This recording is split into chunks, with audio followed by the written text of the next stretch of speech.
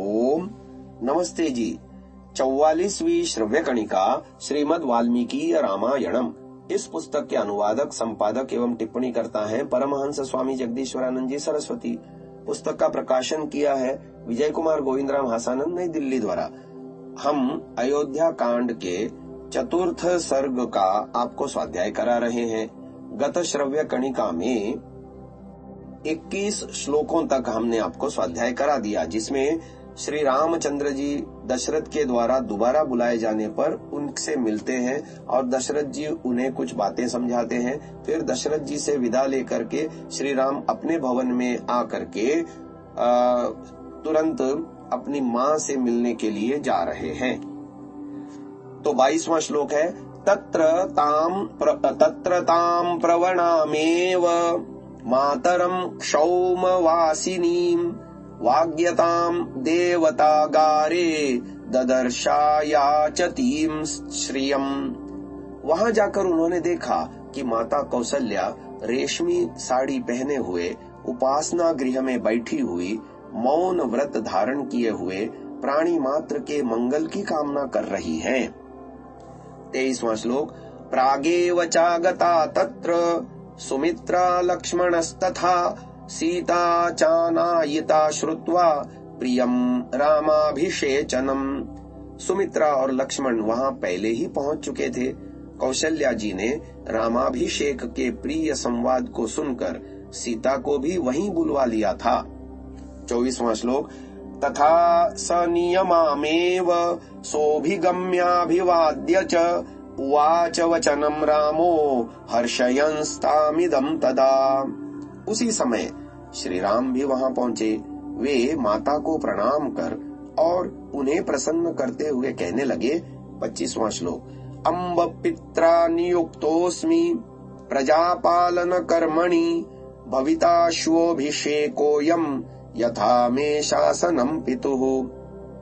हे माता, पिताजी ने मुझे प्रजापालन की आज्ञा दे दी है, अतः मुझे कल ही पिताजी की आज्ञा से राज्य भार ग्रहण करना होगा।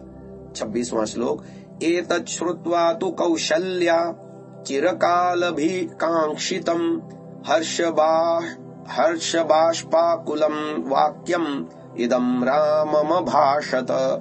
यह सुनकर चिरकाल से राम राज्याभिषेक की प्रतीक्षा करने वाली कौशल्या नेत्रों में आनंद के आंसू भर के श्री राम से बोली। 27वां श्लोक, वत्स राम चिरंजीव हतास्ते परिपंथिनः ज्ञातीन् मे त्वं श्रिया युक्तः सुमित्रायाश्च नंदय। हे राम, तू चिरंजीवी हो, तेरे शत्रुओं का नाश हो। राजलक्ष्मी पाकर तुम मेरे और सुमित्रा के बंधु बांधवों को आनंदित करो। 28वां श्लोक, इत्येव मुक्तो मात्रेदं रामो भ्रातरमब्रवीत् प्राञ्जलिं प्रह्वमासीनमभिवीक्ष्य स्मयन्निव। माताजी की ये बातें सुन श्री राम विनीत भाव से हाथ जोड़कर बैठे हुए अपने लघु भ्राता लक्ष्मण की ओर देखकर मुस्कुराते हुए बोले।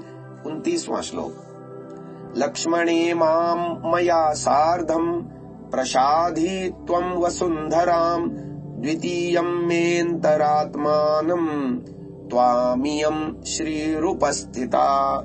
हे लक्ष्मण, तुम मेरे साथ इस पृथ्वी का शासन करो। तुम मेरे दूसरे आत्मा के समान हो, अतः यह लक्ष्मी तुम्हें प्राप्त हुई है। 30वां श्लोक, सौमित्रे भुङ्क्ष्व भोगांस्त्वम् इष्टान् राज्यफलानि च जीवितं च हि राज्यं च त्वदर्थमभिकामये। हे लक्ष्मण, तुम अभीष्ट भोगों और राज्य फल को भोगो। मेरा जीवन और राज्य सभी कुछ तुम्हारे लिए है। 31वां श्लोक, इत्युक्त्वा लक्ष्मणं रामो मातरावभिवाद्य च अभ्यनुज्ञाप्य सीतां च जगाम स्वं निवेशनम्। लक्ष्मण जी से ऐसा कह और दोनों माताओं को प्रणाम कर तथा सीता जी के जाने के विषय में अनुज्ञा पाकर श्री राम अपने निवास स्थान को चले गए। यहीं पर चौथा सर्ग समाप्त होता है। अथ पंचमः सर्गः। पांचवें सर्ग का शीर्षक है यौवराज्याभिषेक संबंधी व्रत अनुष्ठान। प्रथम श्लोक। संदिश्य रामं नृपतिः शोभाविन्यभिषेचने पुरोहितं समाहूय वसिष्ठमिदमब्रवीत्। उधर महाराज दशरथ कल होने वाले अभिषेक के विषय में राम को सूचित कर पुरोहित वशिष्ठ को बुलाकर उनसे बोले। द्वितीय श्लोक। गच्छोपवासं काकुत्स्थं कारयाद्य तपोधन श्रीयशो राज्यलाभाय वध्वा सह यतव्रतम्। हे तपोधन, राम के पास जाइए और उनसे कल्याण, यश और राज्य प्राप्ति के लिए पत्नी सहित उपवास कराइए। तृतीय श्लोक। तथैति स च राजानम् उक्त्वा वेदविदां वरः स्वयं वसिष्ठो भगवान ययौ राम निवेशनम्। वेदज्ञों में श्रेष्ठ भगवान वशिष्ठ बहुत अच्छा कहकर स्वयं श्री राम के घर गए। चतुर्थ श्लोक। स राम भवनं प्राप्य पाण्डुराभ्रघन प्रभम् प्रियार्हं हर्षयन् रामम् इत्युवाच पुरोहितः। महर्षि वशिष्ठ श्वेत बादलों के समान सफेद रंग वाले भवन में पहुंचकर श्री राम को हर्षित करते हुए बोले। पांचवा श्लोक। प्रसन्नस्ते पिता राम यौवराज्यमवप्स्यसि उपवासं भवानद्य करोतु सह सीतया। हे राम, तुम्हारे पिता तुम पर प्रसन्न हैं। कल तुम्हारा राज्याभिषेक होगा, अतः आज आप सीता सहित उपवास करें। छठा श्लोक। इत्युक्त्वा स तदा रामम् उपवासं यतव्रतम् मंत्रवित् कारयामास वैदेह्या सहितं मुनिः। यह कहकर वेद मंत्रवित् मुनिवर वशिष्ठ ने नियत व्रत श्री राम एवं सीता जी से उस रात्रि को उपवास कराया। सातवां श्लोक। ततो यथावद्रामेण स राज्यो गुरुरर्चितः अभ्यनुज्ञाप्य काकुत्स्थं ययौ राम निवेशनात्।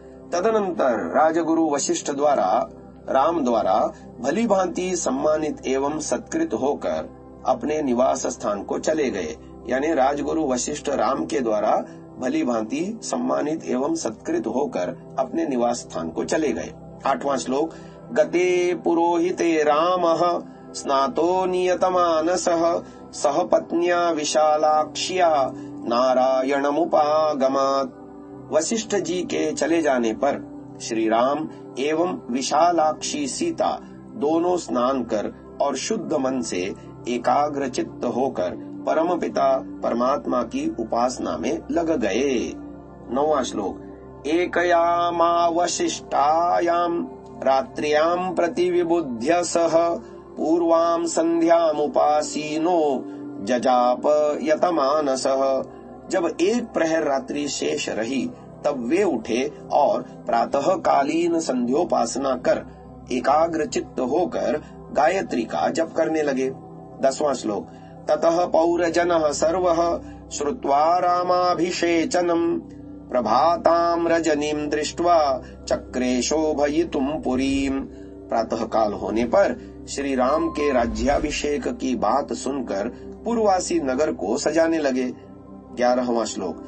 कृत पुष्पोपहारश्च धूपगंधाधिवासितः राजमार्गः कृतः श्रीमान् पौरै रामाभिषेचने। रामाभिषेक के उपलक्ष्य में पूर्ववासियों ने राजमार्ग को फूल मालाओं से सुशोभित और धूप की सुगंध से सुगंधित किया। 12वां श्लोक। सभासु चैव सर्वासु वृक्षेष्वालक्षितेषु च ध्वजाः समुच्छ्रिताश्चित्राः पताकाश्चाभवंस्तदा। सभी सभा भवनों पर और ऊंचे ऊंचे वृक्षों पर रंग बिरंगी ध्वजा और पताकाएं फहराई गईं। 13वां श्लोक। अलंकारं पुरस्यैवं कृत्वा तत्पुरवासिनः आकांक्षमाणा रामस्य यौवराज्याभिषेचनम्। इस प्रकार नगर को सजाकर पुरवासी श्री राम के युवराज पद पर अभिषिक्त किए जाने की प्रतीक्षा करने लगे। यहाँ पर पंचम सर्ग अयोध्या कांड का समाप्त हुआ। इस श्रव्य कणिका को भी यहीं विराम देते हैं। ओम।